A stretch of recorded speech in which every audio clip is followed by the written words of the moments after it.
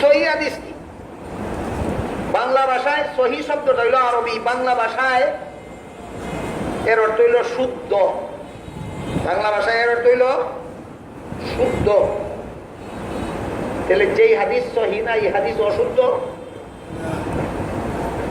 সহিহ হাদিস অর্থ যদি হয় শুদ্ধ হাদিস, তাহলে হাদিস সহিহ না কথার অর্থ হয় ভুল হাদিস। আপনারা বলেন তো, আপনাদের নবী জীবনে কতগুলি ভুল কথা বলেছেন? তাহলে তুমি সহিহ হাদিস বলতে কি বুঝো, আর হাদিস সহিহ না বলতে তুমি নিজে কি বুঝো, অন্যকে বুঝাইবা পরে। আগে বলো তুমি সহিহ হাদিস বলতে কি কোরআন দিন বুঝো।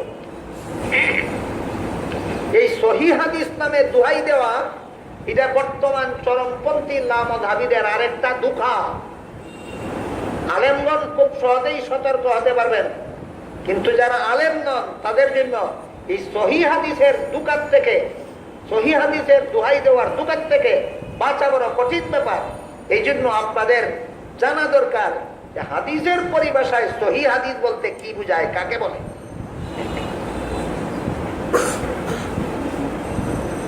রাসূল করিম সাল্লাল্লাহু আলাইহি ওয়াসাল্লামের সমস্ত হাদিস যারা বর্ণনা করেন, রাসূলের হাদিস একদল বর্ণনাকারীর মাধ্যমেই সর্বযুগের উম্মতের হাতে পৌঁছে। রাসূলের হাদিস প্রথমে বর্ণনা করেছেন সাহাবাগণ, সাহাবাগণের কাছ থেকে বর্ণনা করেছেন তাবেঈন, তাবেঈনের কাছ থেকে বর্ণনা করেছেন তাবে তাবেঈন, তাদের কাছ থেকে তাদের ছাত্ররা, তাদের কাছ থেকে তাদের ছাত্ররা, এইভাবে একদল বর্ণনাকারীদের মাধ্যমে সর্বযুগের উম্মতের হাতে রাসূলের হাদিসগুলি পৌঁছে থাকে। বুঝে থাকলে বলুন তো, রাসূলের হাদিস বর্ণনা করার জন্য কোনো যোগ্যতার দরকার হয় না? না, অবশ্যই দরকার, অবশ্যই দরকার।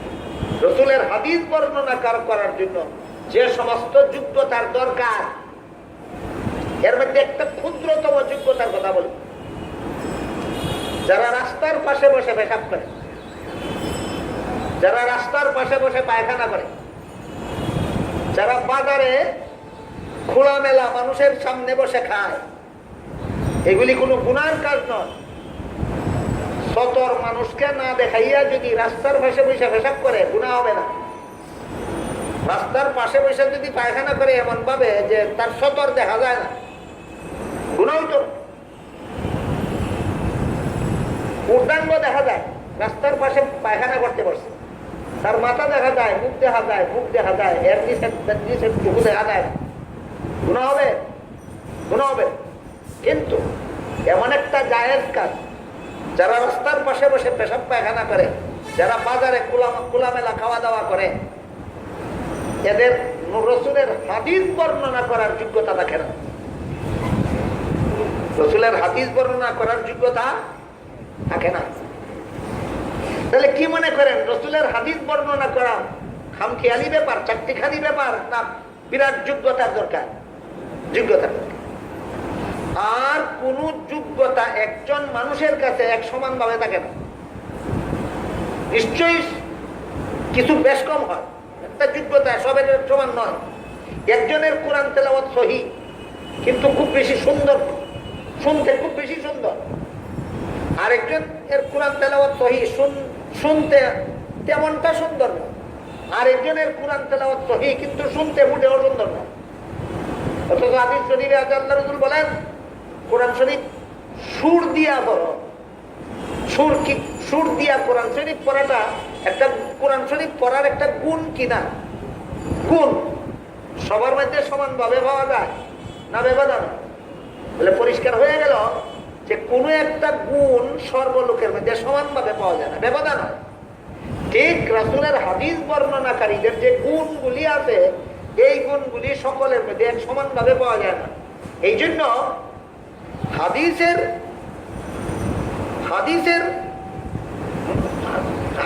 আলোচনায়, হাদিসের বর্ণনায় যারা জীবন কাটাইছেন, যাদেরকে মুহাদ্দিসিনে কেরাম বলা হয়, তারা হাদিস বর্ণনাকারীদের গুণকে তিন ভাগে বিভক্ত করেছে।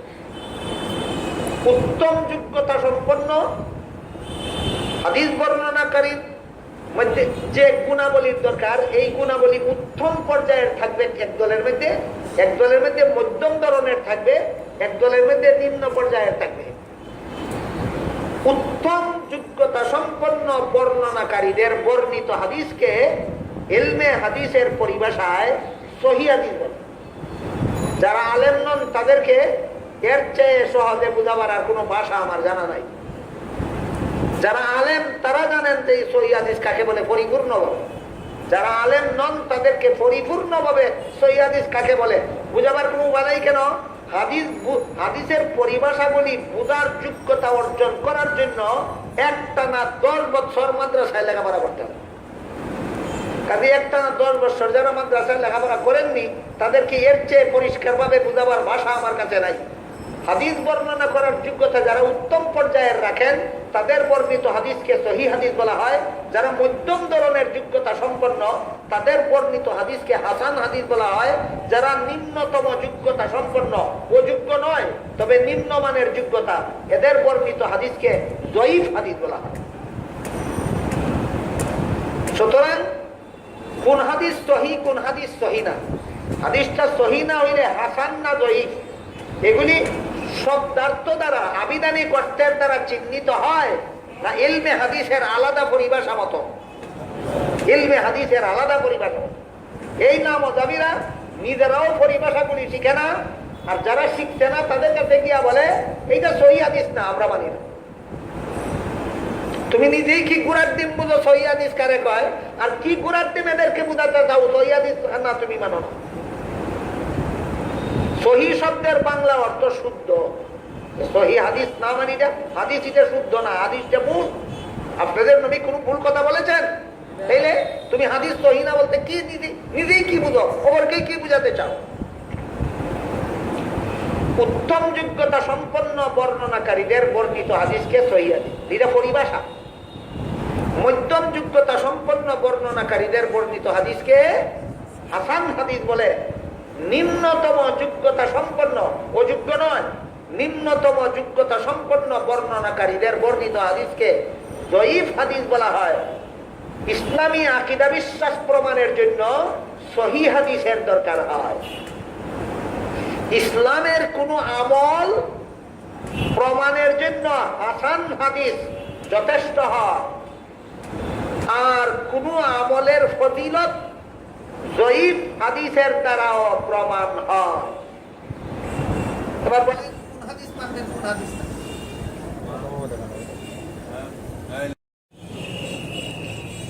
ইসলামী আকীদা বিশ্বাস প্রমাণের জন্য সহিহ হাদিসের দলিল প্রয়োজন হয়। ইসলামের আকীদা বিশ্বাস সহিহ হাদিসের দ্বারা প্রমাণিত হয়। কিন্তু ইসলামের কোন আমল প্রমাণের জন্য হাসান হাদিস যথেষ্ট, আর কোন আমলের ফজিলত যঈফ হাদিসের দ্বারাও প্রমাণিত হয়। এবার বুঝে থাকলে বলুন তো আপনারা কোন হাদিস মানেন, কোন হাদিস মানেন না? আকীদার বেলায় সহিহ হাদিস মানি, আমলের জন্য হাসান হাদিস মানি, ফজিলতের জন্য যঈফ হাদিস। শবে বরাতের ফজিলত যত হাদিসে আছে প্রায় সবগুলি যঈফ। শবে বরাতের ফজিলত অনেক হাদিসে আছে, কিন্তু প্রায় সবগুলি হাদিস যঈফ। যেহেতু লামাযাবিরা যঈফ হাদিসেই মানে না, এই কারণে এরা শবে বরাত মানে না। মনে হয় আপনারা অনেকে জানেন যে লামাযাবিরা শবে বরাত মানে না। লামাযাবিরা শবে বরাত মানে না। আজকে বুঝলেন কেন মানে না? শবে বরাতের ফজিলত যঈফ হাদিসের দ্বারা প্রমাণিত। যঈফ হাদিস ফজিলতের বেলায় গ্রহণযোগ্য, যঈফ হাদিস ফজিলতের বেলায় গ্রহণযোগ্য। দেখি আবিদানি করতে যঈফ হাদিস এটা আবিদানি করতে না পারিভাষিক করতে? আবিদানি করতে তো যঈফ অর্থ দুর্বল, আবিদানি করতে যঈফ অর্থ দুর্বল। তাহলে যঈফ হাদিস অর্থ দ্বারা দুর্বল হাদিস বলেন। আপনাদের নবী কতগুলি দুর্বল কথা বলছেন জীবনে? কি যে দান্দালি শুরু হইলো আমি আর বুঝি শুকি না। জয়ীফ হাদিস মানি না। তুই কি বুঝস বেটা জয়ীফ হাদিস? জয়ীফ হাদিস একদল যোগ্যতা সম্পন্ন বর্ণনাকারীদের বর্ণিত হাদিস। তাদের যোগ্যতাটা নিম্নমানের হওয়ার কারণে এই বর্ণনার সূত্রটা দুর্বল, রাসূলের হাদিস দুর্বল নয়। তুমি যদি আবিদানি করতে পাও জয়ীফ হাদিস, দুর্বল হাদিস মানি না, তোমার বাবা বুড়া হইয়া গেলে গা শক্তিশালী থাকে না জয়ীফ হয়? বাপ রে, আর বাপ মান্য না, এটা দুর্বল, দুর্বল বাপ। জয়ীফ বাপ রে, বাপ মান্য না। বলেন বাপ বুড়া হইলে শক্তিশালী থাকে না জয়ীফ হয়? জয়ীফ, এখানে জয়ীফ আবিদানি পারিবারিক করতে না, আবিদানি করতে, আবিদানি করতে জয়ীফ হতো দুর্বল। বাপ তো বুড়ো হয়ে গেলে দুর্বল হইয়া যায়। বাপ রে বুড়ো হয়ে গেলে বাপ বানি যতই দুর্বল হোক, বাপ আমার বাপ হই। ঠিক তেমনি ভাবে নবীর হাদিস যতই জয়ীফ হোক, নবীর হাদিস হাদিস হই।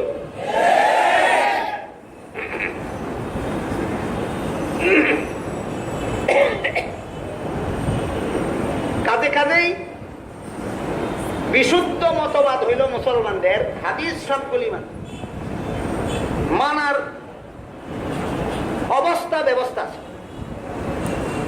ইসলামী আকীদা বিশ্বাস প্রমাণের জন্য সহিহ হাদিস, ইসলামী আমল প্রমাণের জন্য হাসান হাদিস যথেষ্ট।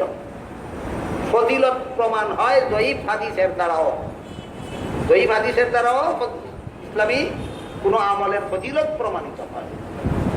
কাজী লামদারিদা কয় হাদিস পানি শুধু সহিহ হাদিস পানি, জয়ীফ হাদিস পানি না। এটা একটা দান্দালি, এটা একটা দোকান। এটার থেকে আপনারা যেন, এই দোকান থেকে যেন আপনি যাদের ইমান আমল হেফাজত করতে পারেন, এই জন্য এই হাদিসের প্রকারভেদটা মোটামুটি ভাবে সংক্ষেপে আপনাদেরকে বলে দিলাম।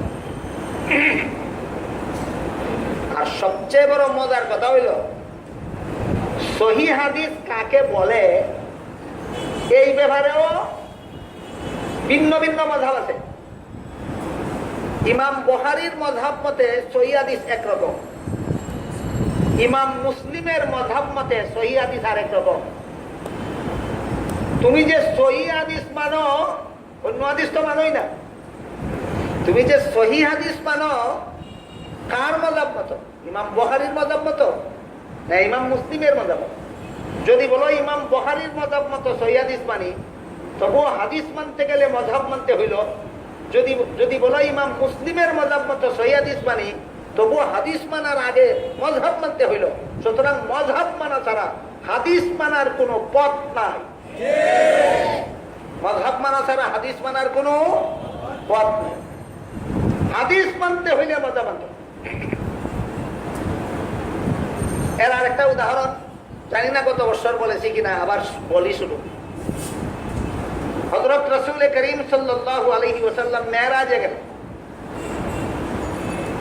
বেহেশত দুজক পরিদর্শন করলেন, আল্লাহর সাথে কথা বললেন, কিন্তু চাক্ষুষভাবে আল্লাহকে দেখেছিলেন কিনা এই কথাটা সুস্পষ্ট বলে হাদিসে নাই। আমাদের সুযোগ দিয়েছে না, এমন ক্ষেত্রে কি করতে হয়? সাউন্ড সব বন্ধ হয়ে গেছে।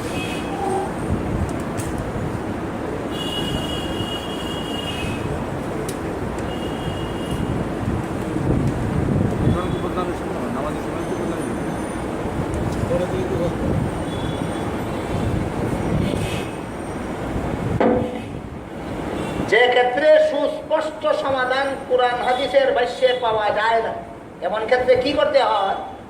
ইস্তেহাদ। কি করতে হয়? ইস্তেহাদ।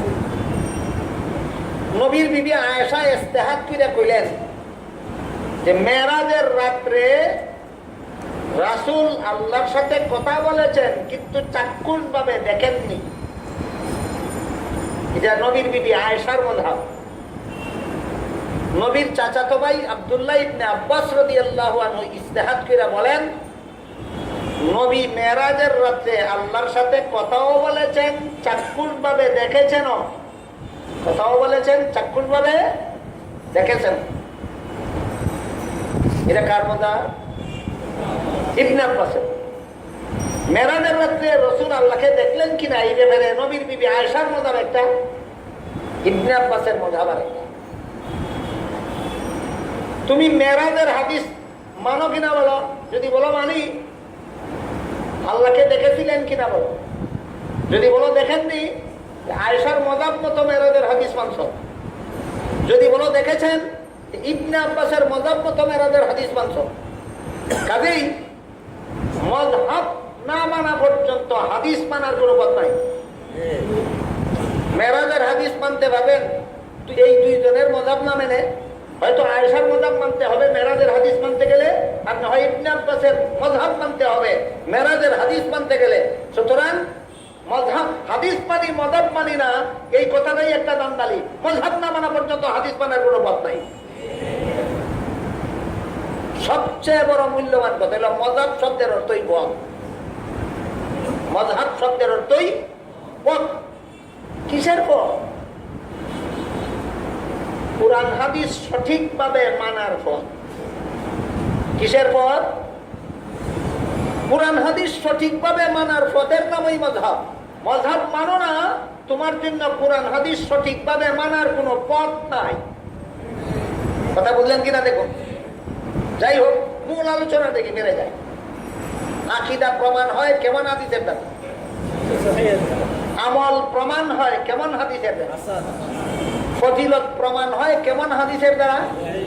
জয়ী হাদিস।